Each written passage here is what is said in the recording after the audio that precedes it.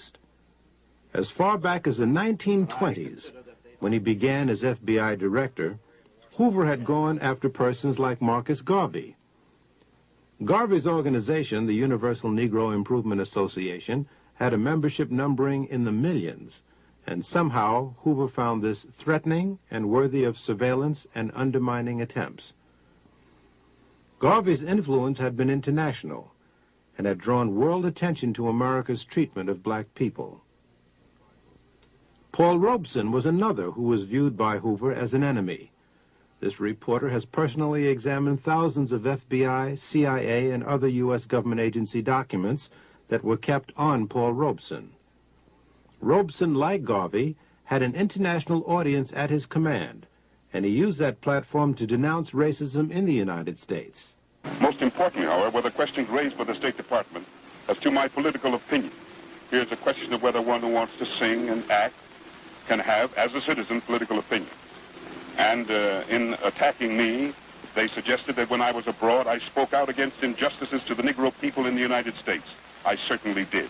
And the Supreme Court Justice just ruled, Judge Warren, in the segregation cases, that world opinion had a lot to do with that ruling, that our children, Negro children, can go to school like anybody else in the South.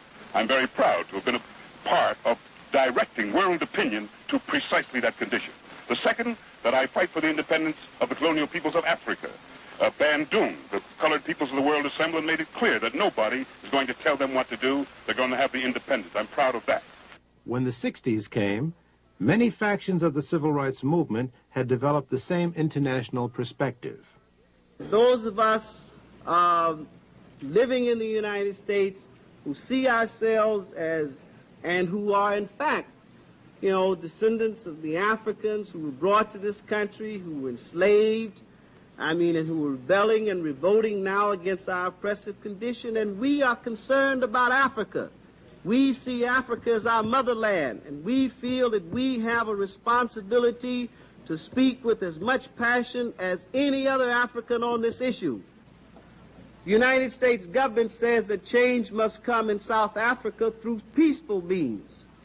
That same government has over 500,000 troops in Vietnam fighting not white people, but brown Vietnamese. So it is small wonder that the civil rights movement was also subjected to heavy attack by Hoover. Billions of government dollars were spent in this direction. Many of these activities were not only unwarranted, but of questionable legality. The congressional hearings into the assassination of Dr. King bore this out. 2 FBI agents testified before a Senate committee chaired by Senator Frank Church.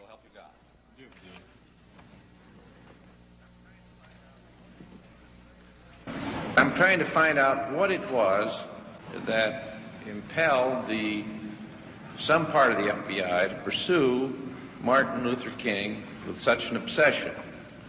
And what I understood that answer to be is, first of all, it was not any suspicions of the commission of a federal crime. None of the literature showed up a single suggestion that Martin Luther King had committed or was about to commit a crime. Is that correct? That's correct. Yes, Senator, but at this point, much of what was being done did involve challenges to local laws. And there is a very strong suggestion that King was seen as rallying the lawbreakers and would-be lawbreakers, albeit for a cause that sounded pure. I'm looking now in terms of, if we look at what might have gotten the Bureau started, and if we remember at the same time he is extremely critical of the Bureau's own law enforcement efforts.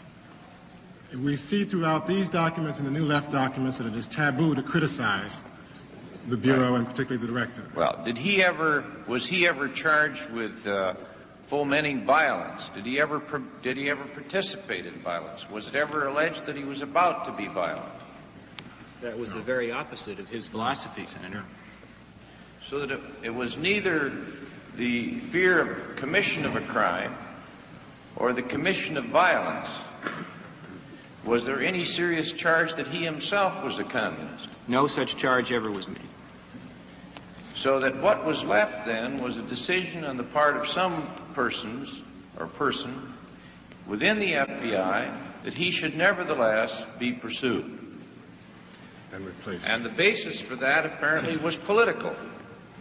The decision that he was dangerous or potentially dangerous to someone's notion of what this country should be doing, and a further theory that the FBI possessed the ability to enter into this field and to investigate and to intimidate and seek to neutralize and indeed replace a civil rights leader that they thought to be politically unacceptable. Is that correct? Yes. Correct. All right.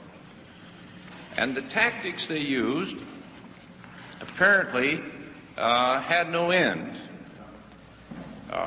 Microphonic surveillance of hotel rooms. They included informants. They included sponsoring of letters signed by phony names to relatives and friends and organizers. They involved even plans to replace him with someone else the FBI was to select as a national civil rights leader. Is that correct? Yes, that plan didn't get very far. But it they was had their seriously plan. considered, and Mr. Hoover penned a note to that suggestion commending its authors, did they not? Yes. All right. It also included an indirect attempt to persuade the Pope not to see him. And many other people. A direct attempt to persuade one of our major universities not to grant him a doctorate degree. That's correct. After the March on Washington, there was an acceleration. He was defined because of his speech in that demonstration in Washington as the most dangerous and effective leader in the country, and there was a paper battle within the Bureau as to how best to attack him, and he was attacked. After Time magazine named him as Man of the Year, again, the Bureau finds that reprehensible, believes it must attack and destroy. When he was given the Nobel Prize, again, they seek to discredit Dr. King with the persons who welcomed him back from that award. When he began to speak out against the Vietnam War, there's a new crescendo of efforts by the Bureau to discredit and destroy Dr. King. It is my feeling that the assassination of Dr. King was a part of a conspiracy in the country, and I do believe that some individuals in very high places of our government were involved in this conspiracy.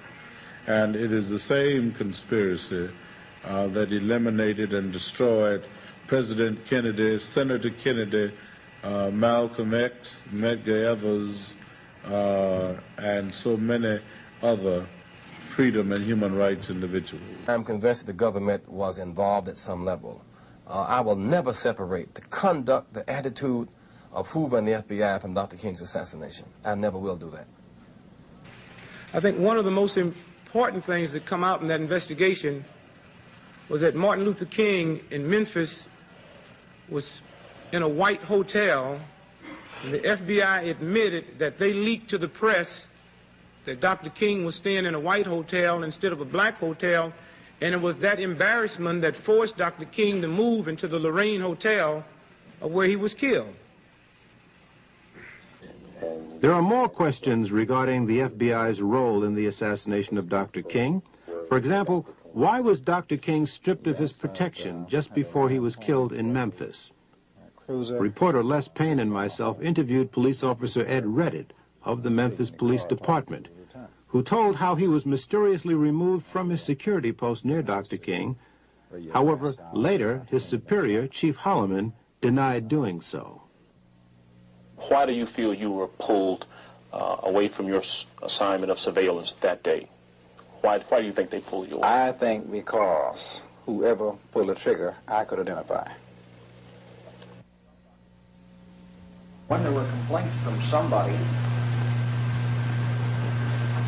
did we reduce manpower at the Lorraine? Did we reduce manpower in the area? No.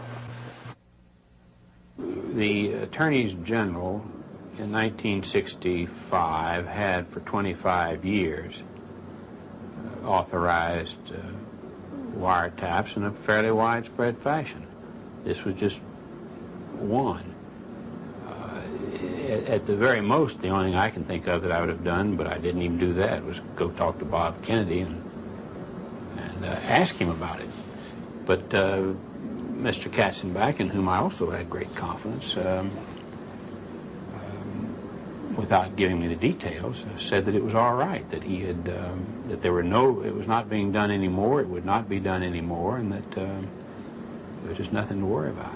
I think the issue is the near-fascist police state mentality that pervaded the intelligence community, that is a danger to America to this day. Malcolm X was kept under heavy FBI surveillance since he got out of prison back in 1953. As he rose to national prominence as the Black Muslims' chief spokesman, he became aware that he was under close watch. Our desire, our prayer, that we can have a peaceful, intelligent rally here this afternoon. But at the same time, we see that they have surrounded us with many of their own agents, in uniform and out of uniform. That surveillance escalated into the infiltration of the Nation of Islam. Personal frailties were played upon, jealousy arose, and Malcolm was ultimately ousted from that organization. This caused an intense climate of rivalry that set the stage for Malcolm's assassination in February of 1965. He was really declared a hypocrite at the time. And because of some of the things that he was saying in regards to the Honorable Elijah Muhammad, may God be pleased with him, a strong position was really taken against him. The ministers began to speak out against the things that Malcolm was saying in regards to the Honorable Elijah Muhammad, accusations that he had made about the Honorable Elijah Muhammad. He had accused the Honorable Elijah Muhammad, for instance, of fathering children and etc. And you must understand that at that time, the Honorable Elijah Muhammad, to the Muslims then, was held in such high reverence as you would even think of any prophet being held in high reverence. And this is the kind of love and admiration that the Muslims at that time had for the Honorable Elijah Muhammad. So when Minister Malcolm began to say those things, it was taken as an outright lie. I would say that, take for instance, one time in the Muhammad Speaks at that time, the newspaper printed a big article concerning the chief hypocrite. And it actually had a picture of Malcolm's head, you know, rolling or bouncing down the street at that time. And, you know, the way that picture is depicted, you know, he has little horns on his head and things like this here. So indirectly, I would say that a very, very strong position was taken against him. Yes, he's immoral. You can't take 9 teenage women and seduce them and give them babies and not tell me and then tell me you're moral. You could do it if you admitted you did it and admitted that the babies were yours. I'd shake your hand and call you a man. A good one, too. But anytime you seduce teenage girls and make them be charged with adultery, make them hide your crime, why, you're not even a man, much less a divine man. So, and this is what he did. He took at least 9 that we know about. And I'm not speculating because he told this to me himself. Yes, that's why he wanted me dead, because he knew that as soon as I woke up, I'd tell it. Plan of action was basically what took place. Me and Leon, we took seats down in the front of the Audubon. We came early. We would drift into the Audubon. If indeed there was a search, then we could never enter. There was no search, so we drifted in just like we had hoped to. Leon Davis and myself took seats down front on the left-hand side. Benjamin and William, who carried the sort-of shotgun, sat right behind us, you know. And Wilbur sat somewhat in the back or almost in the middle. And our plan was, as soon as the brother came out to speak, that Wilbur would throw the smoke bomb to make a distraction, and that William would fire his shotgun, and that Leon and myself, we would fire our weapons, and then this break for the door. And without any further ado, I bring before you Minister Malcolm, and I pray that you and I will listen, hear, and understand. Thank you.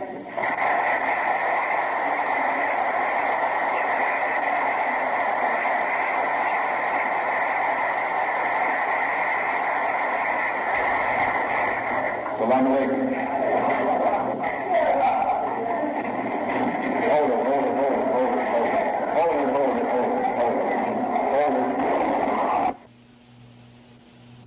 As in Dr. King's assassination, a police superior has trouble with the truth. He tells reporters that 2 suspects were arrested at the Audubon. Later, official police reports say that 1 was arrested. Also, listen closely as the police official carefully handles the question about police on the scene. We have 2 suspects in custody now. Where were they arrested? Fired the shot? I wouldn't know that at this time. Where were they arrested, sir? One of these men was arrested on the street by one of our patrolmen close by. There were no police at this meeting, were there, Inspector? There were no uniformed policemen assigned inside this ballroom. No uniformed police on the scene. Does this mean that police out of uniform were there? And if so, why didn't they take action? What were they doing there? This behavior pattern rings a bell of striking similarity with the behavior pattern of the CIA overseas. The church committee produced cables, demanded and got cables, which proved it traced the CIA's plan to kill Lumumba. Sid Gottlieb got on a plane and went to Leopoldville. Headquarters sent a cable saying, use the poison. Gottlieb was couriering for the poison. Headquarters sent a cable saying, you have to use it promptly because it deteriorates. And they had a plan to try and get it into his toothpaste or give it to him in a Mickey at some social function. And then there's a gap, and no cables, no explanation of what happened. Then 5 weeks later, he's beaten to death on an airplane. And unfortunately, though, the airplane was in the control of people who had agency cryptonyms. And the gap of what happened has never been answered.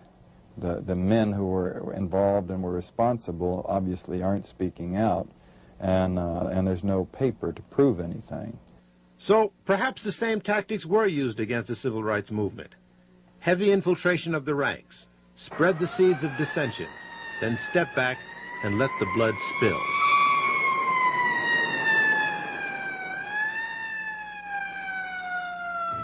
As I see it, Mr. Chairman, is for this committee to be able to figure out how to persuade the people of this country that indeed it did go on. And how shall we ensure that it never happen again? But it will happen repeatedly unless we can bring ourselves to understand and accept that it did go on.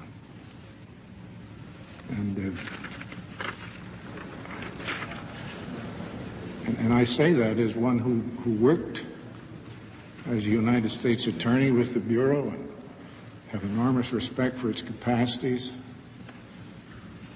in the field of kidnapping, bank robbery, and a lot of other things, but am appalled to learn what if it's correct, the intelligence side of that Bureau was up to for so long. If we would like to believe that the FBI would do all this viciousness and all of these things to an individual and would stop short of killing him, then we're out of our mind. In America today, if we believe the CIA would deal with foreign assassinations and would not consider it at home, that's like saying the mafia runs crooked gambling tables in South America, but honest ones in America. It just ain't true. We've seen then how the decade of struggle ended. Many of the prominent figures like Malcolm X and Martin Luther King Jr. were assassinated amidst an intense climate of hatred that government agencies were acutely aware of. In fact, the FBI contributed to creating the climate of hate.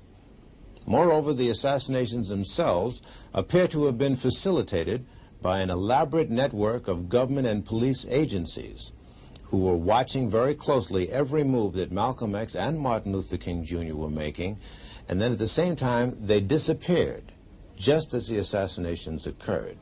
But those were the leaders. What about the students, the troops of the movement? Well, they too were subjected to harassment. This document that you're looking at now shows how the FBI tried to divide factions within the Student Nonviolent Coordinating Committee. And the Black Panther Party was also subjected to heavy, heavy surveillance.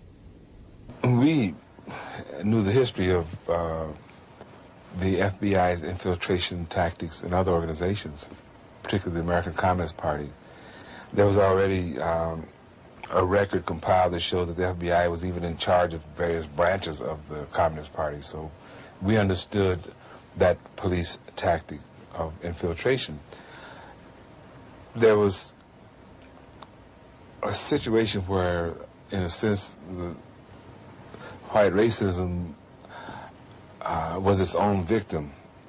Like, for racist reasons, J. Edgar Hoover had not recruited black agents. He had a lot of white agents. And it takes time to train some black agents. In the meantime, those white agents, try as they might, were not able to infiltrate our ranks because the Black Panther Party did not have any white members, okay? And we relied upon people that we knew. And we kept people that we didn't know on another level. And I think this is why we didn't suffer more, put it that way, because they did catch up and start a crash program of recruiting black agents, and they very quickly filled that gap, but it took them about a year to do it. In the summer of 1978, I interviewed a man who worked as an informer for the FBI during the 1960s. His name is Dothard Perry, also known as Ed Riggs, also known as Bill Perry, also known as Othello. How were you paid? The pay was always in cash. Cash, and you would sign a card. It would go like this. A rendezvous or a drop-off point would be picked out either by yourself or the agent. You would meet the agent there. Usually it would be in a vehicle. You get in the vehicle, he would hand you the money. He would tell you first to count the money. He would tell you the amount while you counted it. If the amount was there, he would then bring out a card. On that card would be for the week of such and such. In other words, the week was dated. So-and-so has been paid the amount of. Then you would sign the card, and then the agent would sign the card. The reason for this is that if all of a sudden the IRS became very interested about where you were getting all this extra money from, you could always tell them to go back to the Bureau, and the Bureau would have your cards on file. I see. Were there such things as bonuses? Oh, yes. What were they paid for? Bonuses were paid for, suppose while you were meeting with, or you were at a meeting with Bobby Seals, Chu Lai of the Red Army happened to come to the meeting too, which is something which would be a new development. That's bonus time. In other words, a hot piece of information. Hot piece, very hot piece.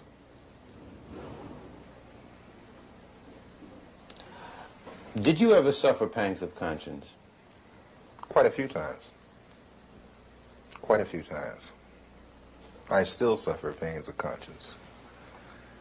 I suffer from the fact that a lot of people trusted me, and I misused that trust. I suffer from the fact that a lot of information that I gave out was the undoing of certain groups or certain people. I suffer from the fact that I'm on the run constantly. I I have no real life to speak of. You have no family life, really? You have a wife? No, I don't have a wife. I do have a child. I can't see her that often. I have to stay away from them because once I come around, the Bureau shows up and harassment starts. I have very few close personal friends, no one to really confide in. It's like being on the outside of a glass jar and everything is happening inside the jar, but you're on the outside. You can see it happening, but you can't participate. Why have you decided to talk to me? For the simple reason, I think this information should be getting out, should be put out to the public. I think not only black people, but everyone should become aware of what your so-called law enforcement agencies do to so-called enforce the law. Because between you, myself, and the audience, I've seen more felons in law enforcement than I have in prison. Many would say, well, look, you yourself just got through saying that the DLA was involved in criminal activity. What's wrong with wanting to put them in prison? How would you answer them? I would answer them this way. First off, we have to understand why they did what they did. But I'm not even going to go off into that psychological hoo-ha. What I'm going to say is when you become just as bad as the people that you go after, then there's nothing gained and a whole lot lost. You also were active in the infiltration of many cultural groups. Before we go into that step by step, how much research and study did the FBI engage in of black culture in the late 60s? A great amount. Give me an idea. From the thing is, I can, they have a file on every type of magazine that blacks read. They have a file on the music. Music? Music, dance, theater, actors, comedians, you name it, man. And they would actually study these different... Yes. Oh, yes, definitely. What would they do with music? To understand the people, you have to understand the culture. To infiltrate, you have to understand. You had a lot of so-called white liberals that were infiltrating the so-called black groups using the information that they had gathered from the studies of blacks. You mean just to understand the behavior pattern of our people? Oh, yeah. I can, Will Heaton could name out some jams of Miles Davis that I hadn't even heard of. He could name off some books that I hadn't even read pertaining to black culture. Do you ever see agents actually studying the music of... Yes, yes. Yes, I've seen them going over even video portion of cultural events. The understanding, like when, okay, you have an organization like Leroy Jones Black House. You remember that?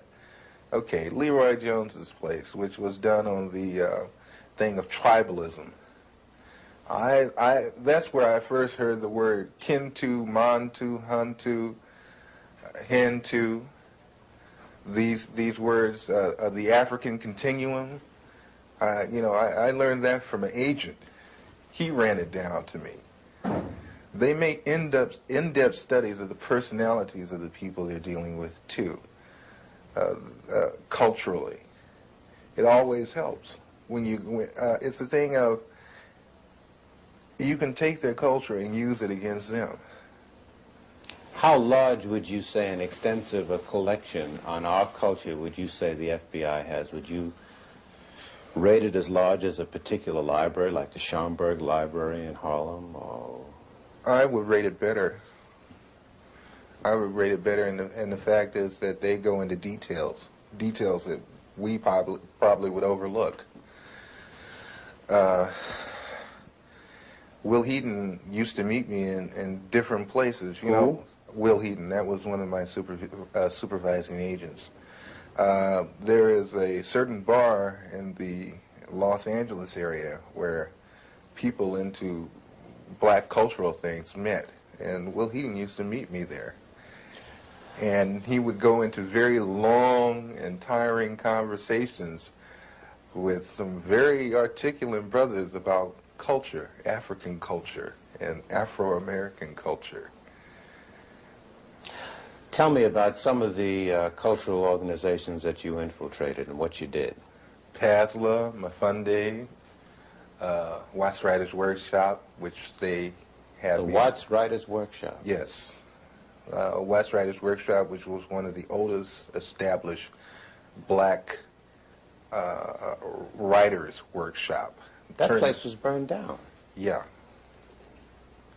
The Bureau had it burnt down. How do you know that? I know because I participated. I did the arson. You burned down the Watts Writers Workshop? Yes. Why did they want it to go? At the time, funding had been cut to the workshop, had been cut out, but it looked like there was a possibility of a grant being given back to the workshop. And if there was no theater, there would be no grant. How did you do it? 2 cans of kerosene, Purex bottle, gasoline, and a flare, highway flare. Why didn't you use more sophisticated stuff? Oh, no. No. You're never overly sophisticated. It's too obvious. This way you make it look like, you know, maybe somebody in the neighborhood that got kicked out of the theater at one time got mad and came and burned the damn theater up, that kind of thing. But you were involved in this theater? I mean, did it get to you at all what you were? Hey, man, that got to me a great deal. I love that theater. I built the stage. You built the stage? Oh, yeah. When I got to the workshop, the stage that had been, the original stage that had been built needed an extension on it.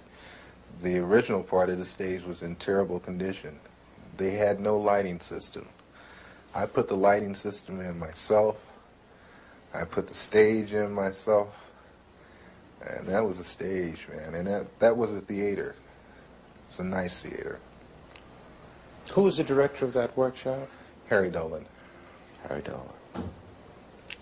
Some very, very well-known artists supported that workshop, gave money to it. Some very well-known artists came out of the Watts Writers Workshop. You know, Glenn Tubman, Yaphet Kotto. Sidney Poitier used to come down there and give a class. Sammy Davis Jr. used to come down there all the time. Quincy Jones used to come there and give music classes. We had our own 8-track studio setup for sound. We had our own sound room there. Was part of your other activities and responsibilities to study the profiles of celebrities who were supportive of organizations? Definitely, and especially, like I said, psychological backgrounds, weaknesses and strengths. Did he have a weakness for blondes? Did he have a weakness for money? Did he snort cocaine? Did he smoke marijuana? They even get into, and that's one thing the Bureau loves, is their sexual background. They have files and files on different blacks, not only celebrities, but a lot of others, sexual activity. What would they do with this information? Oh, that's used as a weakness. So they would feed to these weaknesses? Yes. Did you see that happen? Oh, yes. Doc Holliday, who is one of the leaders of the BGF, Black Guerrilla Family, which is a prison gang in the California state prison system. Upon his release from prison, a certain sister made herself known to him at a nightclub, whereupon he moved in with her, and she picked up names, telephone numbers, information, you know, that kind of thing. That lasted for a good 3.5 months. Was this an unusual thing, or did this happen often? No, that happens all the time. Did you yourself get involved in doing that? Yes. Give me an example. There was a gentleman that was on trial in Los Angeles that belonged to the BLA that had been busted in a southern state for a bank robbery, but was brought with 2 other people to Los Angeles to stand trial for the machine gunning of a police officer in Los Angeles. I was supposed to worm my way into the affections of his sister, and whatever it took to get the information that I needed as far as what kind of defense they planned to use as to turn this information over to the federal prosecution. Did you do it? I got the information, and thank God I didn't have to go through with the actual thing of sexual activity. What do you mean, thank God? The sister was rather unappealing. How did you justify to the organizations in which you had infiltrated yourself that you were living on an $800 a week stipend or on an $800 a week standard of living when most of them were living hand to mouth? Well, hey, brother, you know, I'm hustling, you know. I mean, hey, man, you know, sell a little of this on the side, a little of that on the side. You know, I get over, you know, that kind of thing. In other words, ain't nobody's business but mine where I get the money. So, you know, everybody took it for granted that I was possibly doing a little dealing on the side. That kind of thing.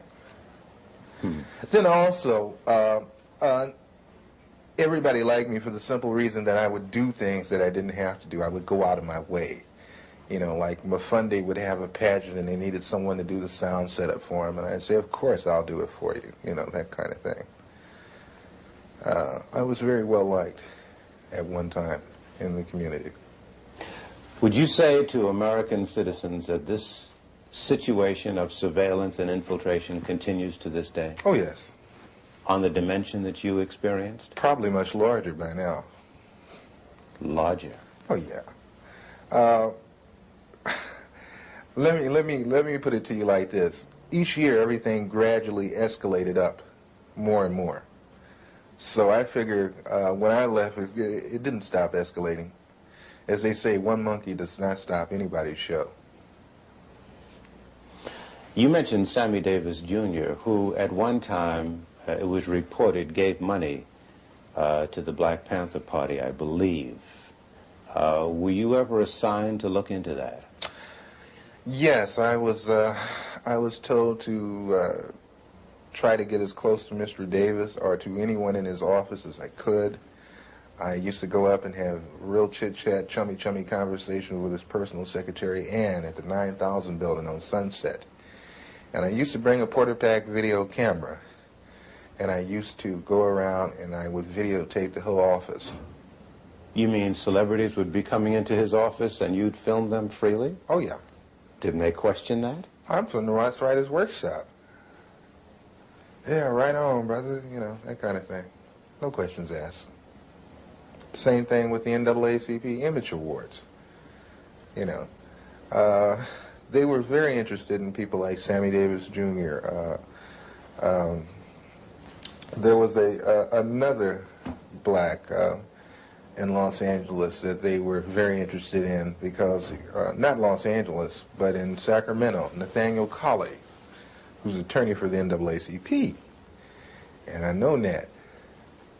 And they wanted information on him, just for the simple reason that he's an attorney for the NAACP, which makes no sense to me, but must make a lot of sense to them because they use the information. You've been called upon to testify in Washington. Before who? Before the Senate Committee. I was called first to testify before the Church Committee, and I did go to Washington, D.C. I did testify to those people, And I want to say right now that the committee was full of smack. They got loads and loads of information and didn't even use it, didn't release it. I had tapes that I offered to them in evidence against the Federal Bureau of Investigation with conversations of me and my supervising officers where he's telling me to obtain certain articles for him by stealing. Don't get fingerprints on it. We can really use that. Did you take the weapons over to such and such? The Churches Committee told me that they couldn't use the tapes because the tapes were gotten by illegal means. What would you say about the composition of the committee panel that questioned you? I can say that's for the birds too, because the same people that I was talking about were the same people on the panel with the Churches Committee. What do you mean? When I came in the room to be interviewed by the so-called people from the Churches Committee, the representatives from the Federal Bureau of Investigations were also in the room. FBI agents were a member of the Church Committee panel? They were there with the investigators for the Churches Committee asking questions just like the Churches Committee. And see, this is another thing that I find fault with, and this is another reason why I am not going to Washington, D.C., is that, again, I have been asked to come again for the second time. I'm not going again. For the simple reason that when I went up there with the idea that there were agencies investigating the Federal Bureau of Investigation, not the Federal Bureau of Investigation investigating itself. You're on the lam, almost. Do you have a sense that you're going to be arrested and go to prison? Oh yeah, eventually. Eventually, when things come to a head, it has to. It has to be that way. No other way around it. What would you say to citizens who sit and listen to what you've said and have a sense of frustration and helplessness? There are some agents, the old line agents, that disagree with the tactics that were used during the so-called COINTEL period. But one thing I don't want us to jump off of is that people always talk about, they're talking about COINTEL now so heavily. I'm not talking about COINTEL, I'm talking about a thing called BD, which was better known as Black Desk. The Black Desk was set up for a simple thing of infiltrating black organizations and black groups, whatever. Where was this Black Desk, or were there a number of them? There were a number of Black Desks, but the head Black Desk was in Washington, D.C., controlled by Sullivan. And the... Was he black? No. Mm-hmm. And what was the function of the Black Desks all over the country? I guess there were dozens. The function of the Black Desk was to monitor activity, social unrest, revolutionary groups, cultural groups, and such in the black community. And feed it into this central desk. And it still exists? As far as I know, yes. We've seen a number of investigations into the assassination of Martin Luther King. We've seen an extended police trial of the assassination of Malcolm X. What you seem to say substantiates what many black people say out on the street, that government agents or agencies knew that these assassinations were brewing and either participated in them or allowed them to take place. It would behoove black people, it would behoove all people, really, to question so-called the cut and dry one lone assassin theory. The Bureau and other intelligence agencies are very good at conspiracies. They are very good at setting people up to be killed. They are very good at making innuendos so the person will be killed. City police don't know about, because they have policemen in there. They don't let black people form anything without some policemen in there. And while I was in the Black Muslim movement, over the Black Muslim movement, many of the police who were sent to infiltrate us, they're black, would tell me, say, look, I'm a cop, but I have to come. They would tell me. I knew the Muslim movement was full of police. So don't you think anything is going down that they don't know about. The only thing that goes down is what they want to go down. And what they don't want to go down, they don't let it go down. Something else was used against the students that drove the final nails into the coffin. killing the movement? What stopped it, of course, almost dead in its track, and not by any accident, was a widespread and deliberately organized widespread use of drugs.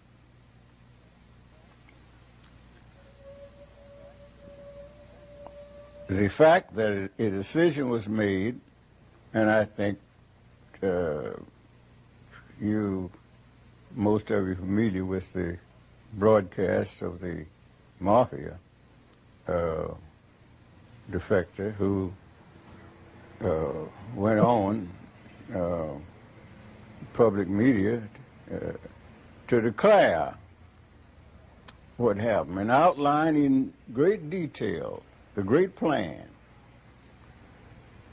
of how to destroy the black youth of the nation, starting in New York. He said in a meeting 20 miles outside of New York City, the great decision was made. He said he didn't have to guess about it, and those who heard him know that I'm quoting him almost verbatim, because he was there. And the decision was to concentrate the distribution of drugs on the black youth of the nation, starting in New York. Starting in New York, beginning in the elementary school,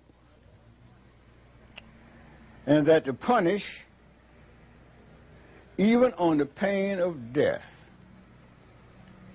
any of the distributors who invaded the white community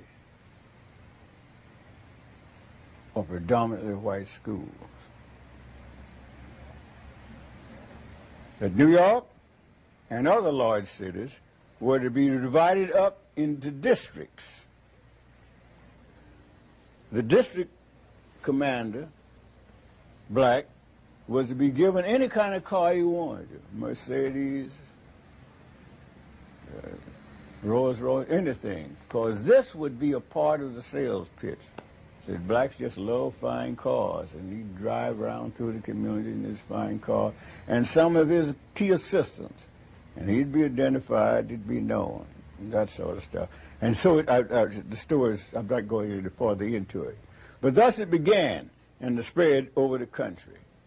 And we fell for it. Now, one thing was important.